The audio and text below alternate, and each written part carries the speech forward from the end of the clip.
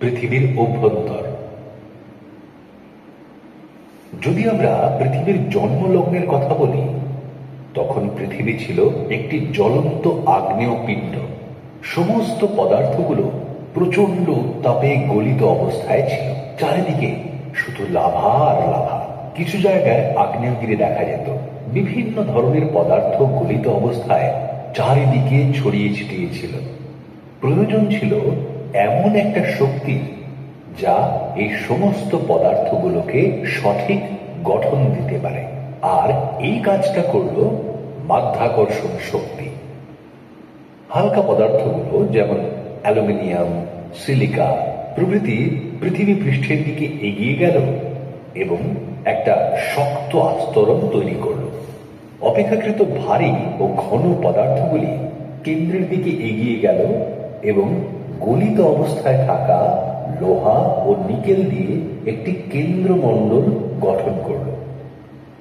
এই গলিত অবস্থায় থাকা ধাতুর কেন্দ্রটি আবর্তন করতে করতে পৃথিবীর চৌম্বক ক্ষেত্র গঠন করে, যা সূর্যের ক্ষতিকারক তেজস্ক্রিয়তা থেকে পৃথিবীকে রক্ষা করে চলেছে।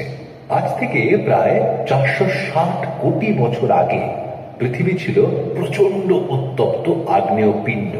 সময়ের সঙ্গে সঙ্গে পৃথিবীর উপরি পৃষ্ঠটা আগে ঠান্ডা হয়ে শক্ত হয়ে গেছে, কিন্তু পৃথিবীর অভ্যন্তর ভাগ এখনো বিরাট অগ্নিকুণ্ড হয়ে আছে। পৃথিবী কিন্তু মাঝে মাঝে আমাদের বুঝিয়ে দেয় তার ভিতর কি আছে। মাঝে মাঝে প্রবল ভূমিকম্পে ভূপৃষ্ঠ কেঁপে ওঠে। কখনো কখনো আগ্নেয়গিরির মুখ থেকে গলিত অর্ধতরল উত্তপ্ত লাভা পদার্থ নির্গত হয়। আবার কখনো বা উষ্ণ প্রস্রবণে ভূগর্ভ থেকে ফুটন্ত জল বের হয়। পৃথিবীর ভিতর তাহলে কি আছে? আমরা জানি তাপ বাড়লে পদার্থ গলে তরলে পরিণত হয় ও আয়তনে বাড়ে। আবার চাপ বাড়লে পদার্থের আয়তন কমে।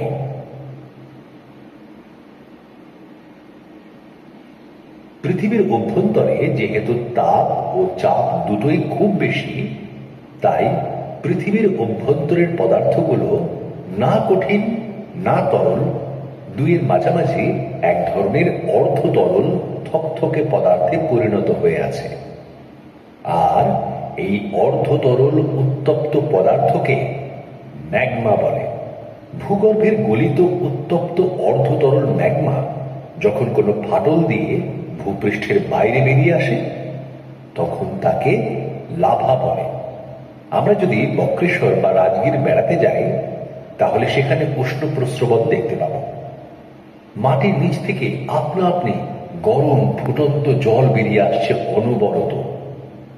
কিভাবে এটা হচ্ছে? পৃথিবীর পেটের ভিতর কি গরম জল রয়েছে? না, এটা হয় ভূতাপের ফলে। আসলে পৃথিবীর কেন্দ্রে যে প্রচন্ড উত্তাপ রয়েছে, সেটা ধীরে ধীরে পৃথিবী পৃষ্ঠের দিকে আসতে থাকে।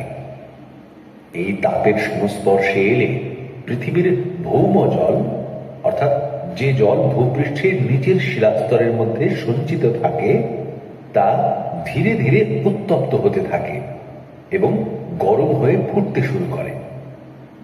তারপর পৃথিবী পৃষ্ঠের ফাটলের মধ্যে দিয়ে সেই জল বাইরে বেরিয়ে আসে। পৃথিবীর বহু দেশে এই ভূতাপ শক্তিকে কাজে লাগিয়ে বিদ্যুৎ উৎপাদন করা হয়। পৃথিবীর মধ্যে সবচেয়ে বেশি ভূতাপ শক্তি থেকে বিদ্যুৎ উৎপাদন করে আমেরিকা। ভারতের মধ্যে ছত্তিশগড়ে তাতাপানি, জম্মু ও কাশ্মীরের পুগা, পশ্চিমবঙ্গের বক্রেশ্বর,